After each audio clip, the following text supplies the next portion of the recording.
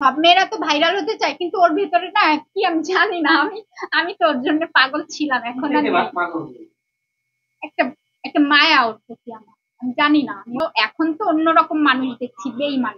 যখন আমাদের সম্পর্কটা ফার্স্ট হয়, ও খুব কেয়ারিং, ও খুব মনে করেন কি, মানে রাস্তা থেকে যখন হাঁটছে আমার হাতটা ধরা লাগে না, আছে না যে মানুষকে জান, ওইটা ওর মাথায় থাকে না, হাতটা ধরে হাঁটবে। ওই দিন দেখছিলেন থানার ভেতর থেকে বাংলাদেশের সবাইকে কি বলছে আমার বিষয়, কিন্তু থানার ভেতর থেকে কিন্তু আমার হাতটা ধরে নিয়ে আসছে। ওই যে আমাকে চিল্লা চাই, ঠিক করে দাঁড়া। আবার আছে না যে অনেক আছে, অনেক কিছু আছে হাজবেন্ড ওয়াইফের ভেতরে, তো যেটা বোঝানো যায় না যে তার ভালোবাসা।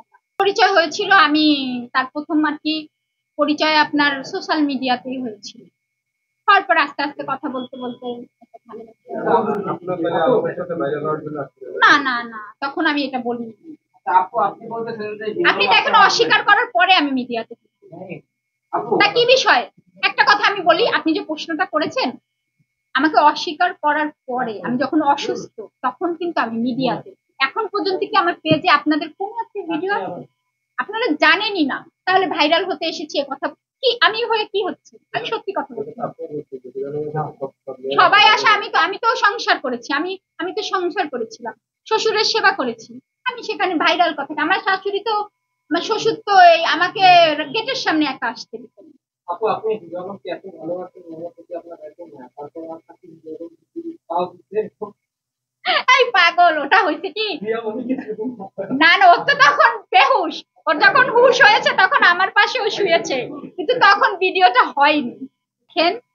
আমি বলেছি মৌলবীকে বিয়ে করে সে বউ হিসাবেই তো আমাকে ধরেছে, কাগজ করেনি, অস্বীকার করেছে।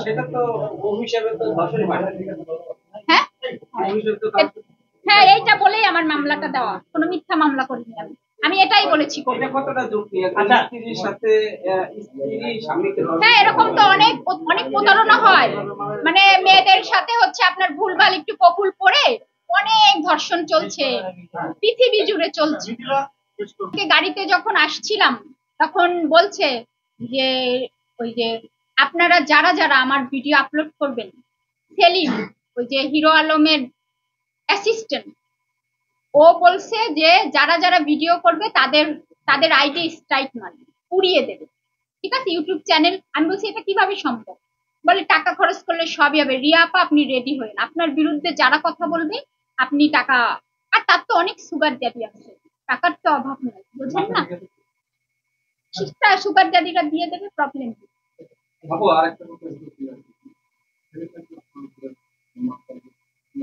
এটা এটা আপনারা যে হোটেলে ছিলাম ওখানে ফুটেজ নেন, সে যে আমাকে কোলে করে নিয়ে তার রুমে ঢুকেছে, রুমের ভিতরে তো ফুটেজ নেই। আমার কথাটা প্রত্যেকটা কথা আমি সত্যি বলি, আপনারা কক্সবাজারে ওখানে যে খোঁজ নেন যে কোন হোটেলে হিরো আলম ছিল, ওই হোটেলে ফুটেজ, তাহলে এই সত্যিটা পেয়ে যাবেন। না না হয়নি, আমি সই করে দিয়েছি, সেটা হয়নি, মিথ্যা কথা বলবো কেন?